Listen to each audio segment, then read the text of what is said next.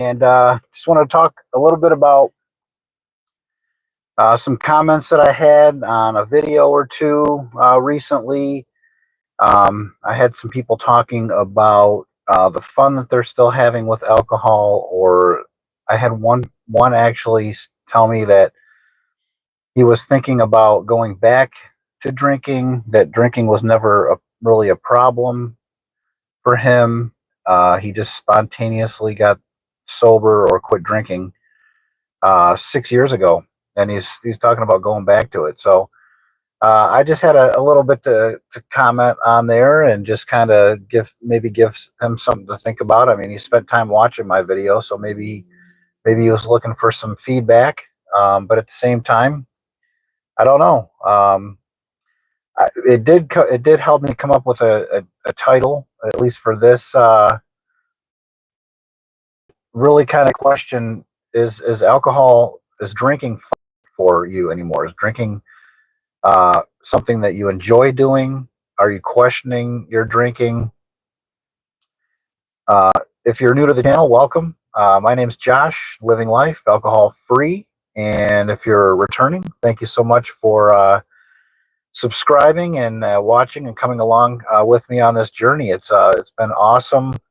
I had at least one video start really jumping off a couple weeks ago, and to watch it go up to, I think, over 12,000 views now, uh, over 1,000 watch hours. I didn't even have one video make it quite to 1,000, excuse me, 1,000 yet. I was getting close, but it's been a little over a year, maybe 14, maybe 15 months, and it just started jumping off. And I think people resonate with it. I guess it's talks about my drinking, and just kind of where I started, and a day in the life of what it was like when I was drinking all the time. I naturally enjoyed drinking. I mean, that's why I did it for so long. Uh, when I started having problems in my life, I started to question whether or not alcohol was working for me anymore. Was I really having fun with it? And when I would ask myself that question, uh, I wouldn't say that I was having fun with it. I think the answer to that question was, it was just what I knew. I grew up. People were drinking, and all the time around me. Um, Parents, friends' parents, just everybody. I worked at a bowling alley. People were drinking, smoking weed there, and I was just a teenager, a young teenager, and it just was like a normal thing. So when I started having problems in my 20s with my health, like anxiety, depression, um, severe like GERD at one point. I got to a point when I was 28 where I could barely keep any food down for like 6 months. I lost a lot of weight. I was not doing well. And I would question my drinking a little bit, but at the same time, it was so ingrained for me by then, that it was just my way of life. It was just, that's what I couldn't wait for every single day, uh, was to get to that session where I'm going to drink. So I got into my 30s, and I have a family, and I have kids, and I have responsibilities that I didn't have in my 20s and my teenage years. And I started to really question the role that alcohol was playing in my life in my upper 30s. I had a friend that I went to school with in high school that passed away, and I had actually met up with someone and had a quick talk with someone that lived in that city. I was out buying beer for my daughter's graduation day. Ran into her, and we caught up a little bit, and then like at the end of the conversation, I was like, "Hey, did you hear about so and so?" And she said, "Yeah, he it ended up he was having really problems in his life, and he ended up drinking himself to death in his parents' basement." He was 38 years old. I saw some final pictures of him. He was just yellow and just, man. But I would think about just what he was like when I knew him. He was someone who like always kind of like saved people. He was like someone that was, I mean, popular, but he was a nice guy. And I remember being in Cancun. I went to Cancun when I was a senior for spring break, and that's a whole other story. I'm surprised I even survived that. To tell you the truth, bonging like six Coronas on my last night and drinking a 40 wasn't very conducive to a plane ride home. But I didn't want to. I didn't want to. I didn't want to leave, and that was really my last hurrah. And I didn't want to go back home, back to reality. And isn't that what it's like when we're drinking all the time, and using alcohol to deal with life, or even if we're having a good times, we get together with friends, or even just getting like watching a sporting event or a movie by ourselves. We might just drink, and man, it gets to a point where is this really even fun anymore? So that brings me to my point of this live stream, basically. And if you have any comments, if you have anything you want to share about your experiences with drinking, please put it down in the comments and let us know what you're going through with your life or your drinking.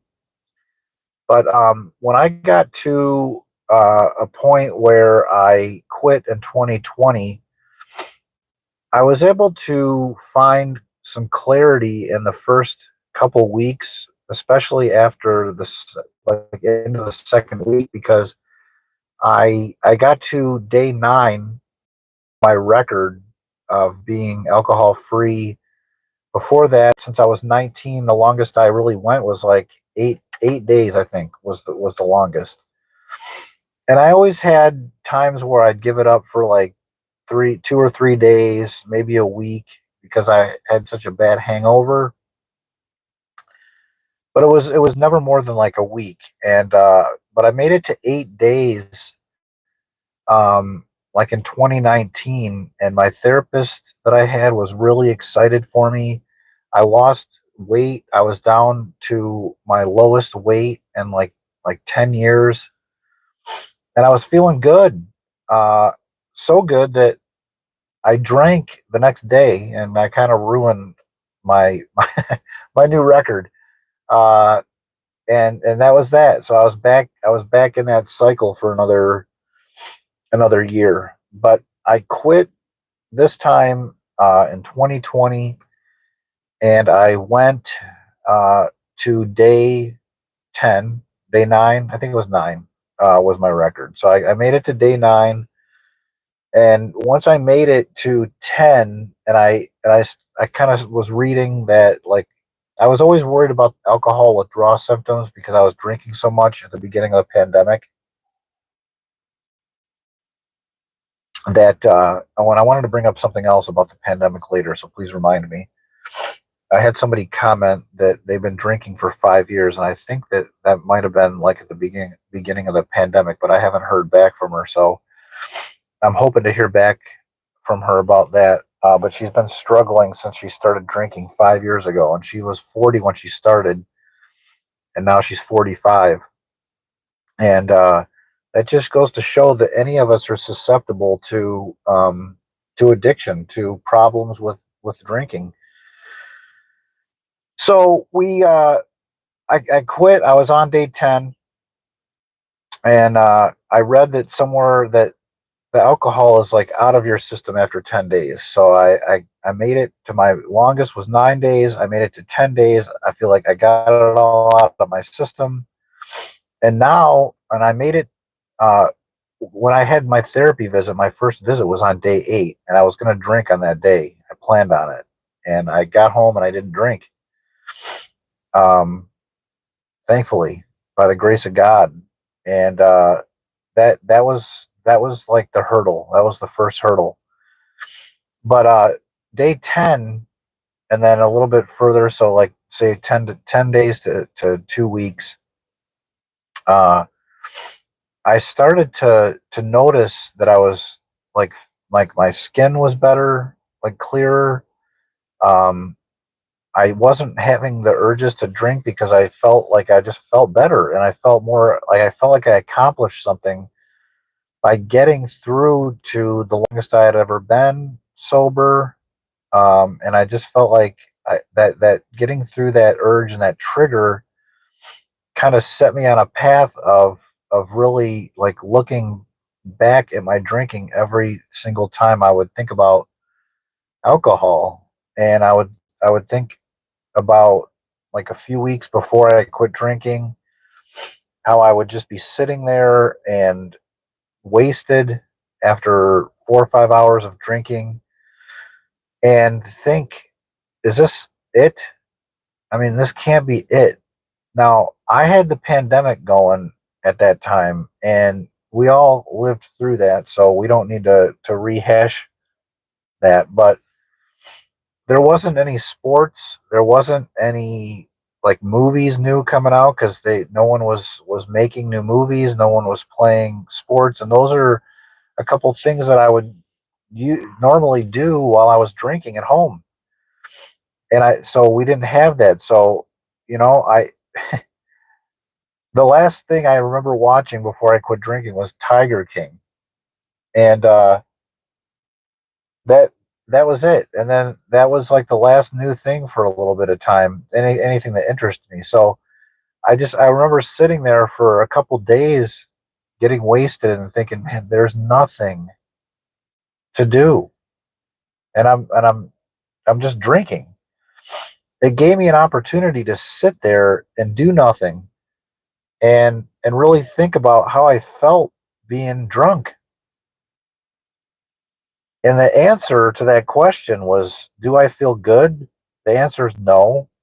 Am I bored as hell? The answer is yes. And man, that I when I had urges to drink for that first couple months, 3 months, I would think about that day and think about if I started drinking again, and now, albeit we're starting to socialize again and stuff at that time, maybe like 4 months into it, I remember meeting up with some friends. So we were starting to meet up with people again, and so I'll get back to that in a minute. We have some comments here. Uh, Hi, Theon. Welcome in. N64 says alcohol is the most abused drug in the world. Absolutely. And no one really refers to it as a drug, but yeah, it absolutely is. And addictive as all hell. Only reason why I never really touched it because of the DUI infractions and how much it costs financially. So yeah, I went through that at 19, and I really felt like it was a blessing in disguise. Even when I was going through it, I felt like I learned my lesson before I was even done with my probationary period. I had to go to weekly meetings, get my paper signed, pay the fines, um, and go through all that. Have the license suspended for a couple months, all that. And I think there was like a weekend retreat that I had to go to. Um, that was just all revolving around the perils of addiction. They had Mothers Against Drunk Driving come in and talk about some loved ones that they lost, show pictures, and we watched a movie. I remember When a Man Loves a Woman. I don't know if you guys ever saw that movie, but Meg Ryan was in it, and anyway, she had a huge alcohol issue and hiding her vodka and stuff like that, and just I think the final thing was she fell through her shower. The glass broke everywhere, but she ended up in a rehab. And anyway, I had seen that movie even before that a couple times even, and we all know what the perils of addiction are. So I didn't need to necessarily see that, but it did solidify in my mind. It's like I don't want to go through this again, so I'm just not going to drink and drive. But it didn't stop me from drinking. In fact, I think it pushed me more towards being like alone, because I would just stay home and drink. And if friends would go out, I wouldn't. Unless I knew for sure I had a ride, I wouldn't go out. And if they wanted to come over to my house, great.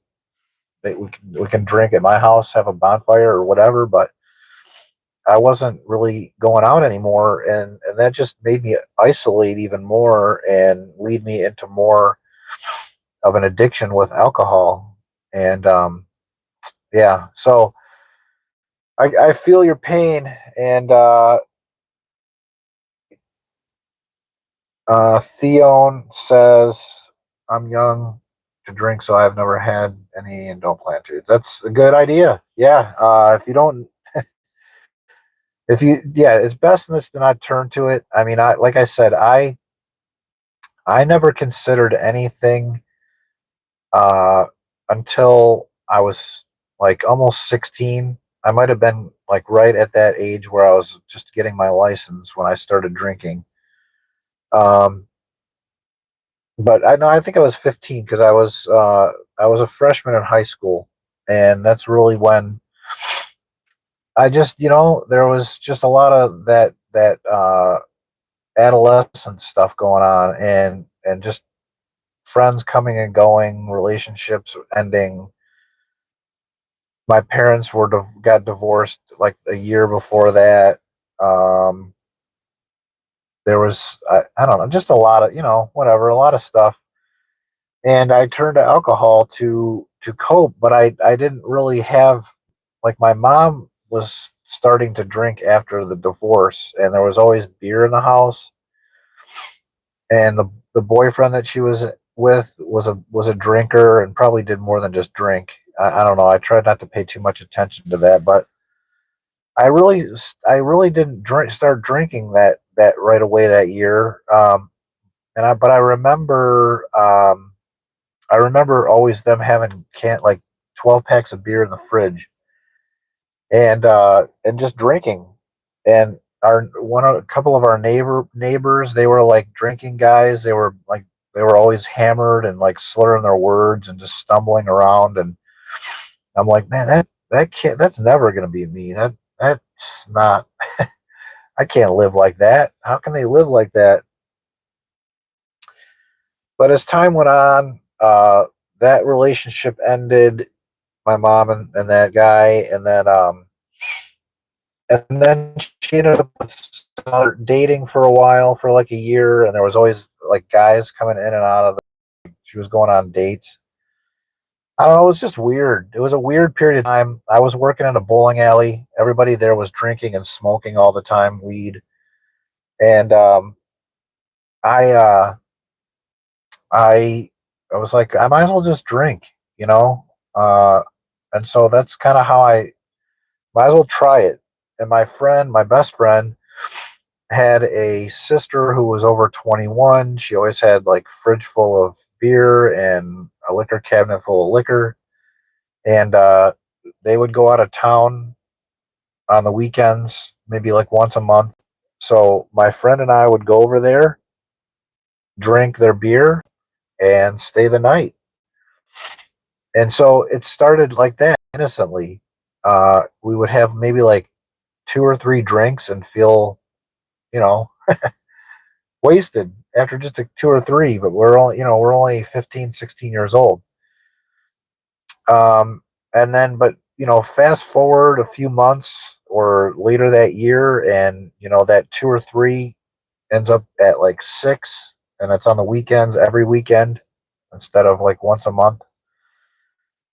And then you fast forward another 6 months or a year, and you're drinking during the week now. You're drinking, seven or eight, and then you're introduced. You're like, people are smoking pot there at the bowling alley, so you're like, let me try that too, and I do that, and then I lose a girlfriend that I really cared about, and I don't know that it was because of the drugs and alcohol, but I'm sure it certainly did not help. And so um, that went on, and it just got worse. It just got worse and worse. And like I said, I mean, I went to Cancun when I was a senior. That I'm lucky I made it back alive. I was going to Canada all the time uh, because it's just you can drink when you're 19 there. So we'd get in the car and take car trips to Canada and drink there and come back. And that's in fact how I got a DUI. Was coming back from Canada. And man, I'm getting all congested. But anyway, that's kind of how it all started innocently, and and then it cascades, and then you're just like in it. You're stuck in it, and then you're using it to cope all the time, and it gives you solace.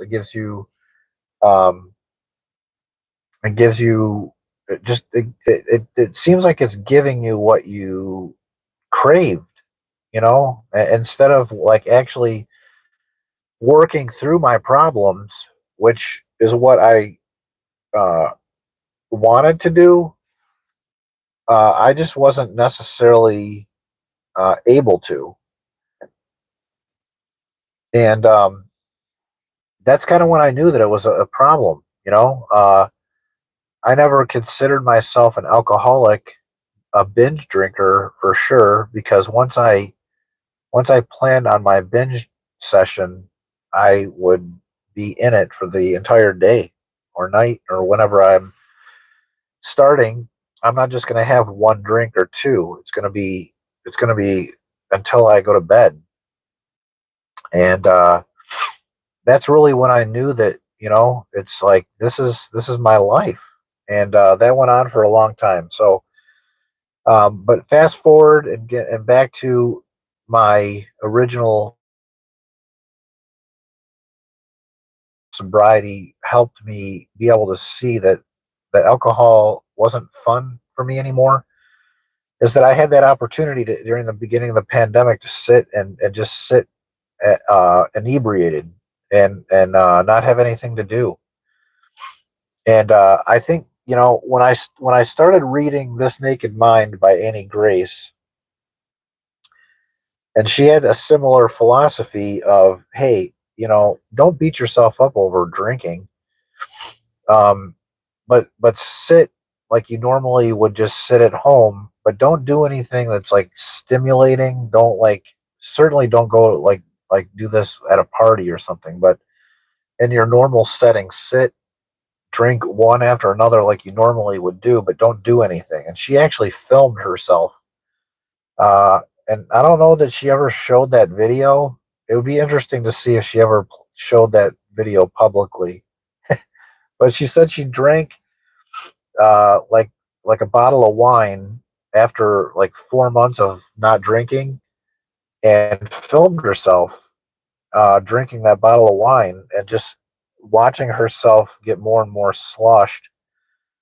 And then that solidified in her mind after that it's not as fun. Alcohol and drinking isn't as fun as it might seem when we're doing it. And that philosophy really helped. Now, I didn't have to do that drinking session like she did, but I had to just take her word for it. Like, you know what? I think I would feel the same way. We don't think that we are acting differently when we're drinking, but the truth of the matter is that it's changing our brain chemistry. So we are different than we are.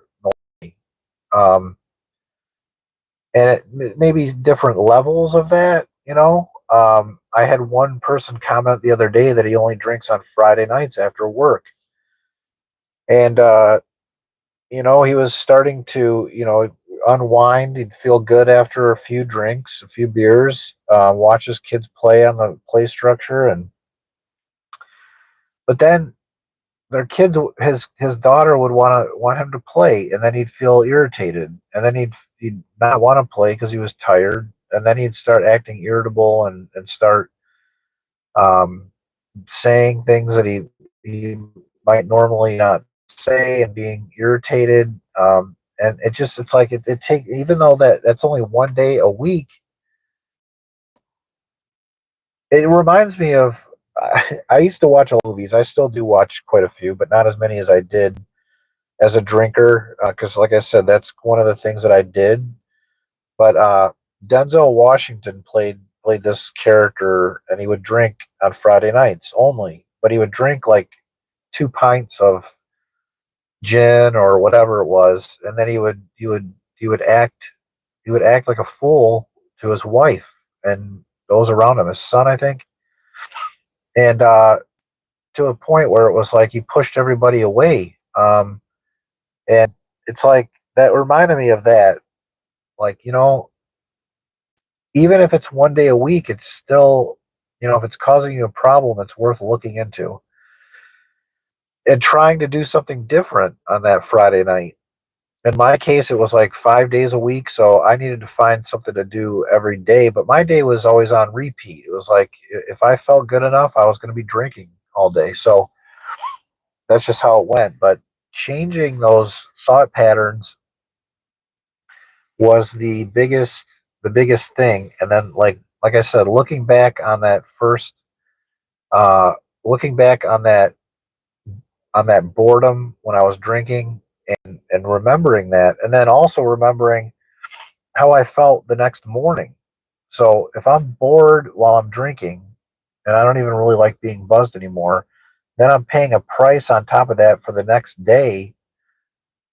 It doesn't make sense anymore to drink, So I didn't really need to. So I ended that. I ended that relationship, and it was like that. It was like getting out of a bad relationship that wasn't working for me anymore. I think about it like that. It really year, 2 years, 3 years to think, like if I'd ever have, I feel like I was missing out when other people were drinking and stuff. I think, they might look like they're having a good time, and maybe they are, but I'm having a good time and I'm not drinking. And if I did incorporate alcohol into this, I can tell you that I'll not be happy with myself, and then I'll pay the price next day or days ahead of that, because what we're doing while we're drinking, especially if we have a family, those things don't go away after we are done drinking and then after dealing with the hangover. What we say and do in those moments, we ruminate about that long after that, like days and days and days. And then so build up. So imagine that's only one drinking session. Imagine doing that one after another, after one day after another. And then you build up all these things and all these resentments, or things you might say that are hurtful. You might forget, that you said this or that. And if you're blacking out, like me, I mean, that's how I drank. That's how I rolled, and I wasn't necessarily going for blacking out. I mean, I drank like light beer, and I drank a lot of it, but I really wanted to be able to prolong my drinking session and just have it be like a nice strong buzz, but not drunk. But when I was out of work a couple times, I could tell that alcohol was more of a problem at that time, because I wasn't able to control the amounts. Like if I had to go to work the next day, I knew that I couldn't drink over this certain amount. But if I wasn't working, I was drinking hard liquor too. I was drinking maybe wine or shots or something mixed in, or stronger beers, ciders, uh, different things, and it was out of control. And just if you're mixing and you're drinking a lot like that, I mean, it's just not a good look to have. To be able to be a good dad, a good husband, a good friend, a good whatever, a good person for that matter. Um, so so so that's how being alcohol free can help. help you figure out if you're really enjoying drinking or not anymore. Um, it's hard to see that when you're still drinking, at least in my experience. So if you're still here, thanks for being here. I got to get moving, but I've got a Facebook group, Sobriety in the Storm. It's a private group, so if you don't want to share on YouTube, you can share there. You can join there. The link is in all my videos. Um, I have new videos every Sunday and Wednesday. I had a new one this morning. It already came out today. And I do these live streams Monday, Wednesday, and Fridays at 10 a.m. Eastern Standard Time. So thank you all for joining in, and I hope it's a great sober day. And we'll see you on Friday. So we'll talk to you then. Please like and subscribe if you found value in this or any of my videos, and hit the little notification bell as well, and you get the notifications on new content coming out. So we'll talk to you Friday. Have a great rest of your week, guys.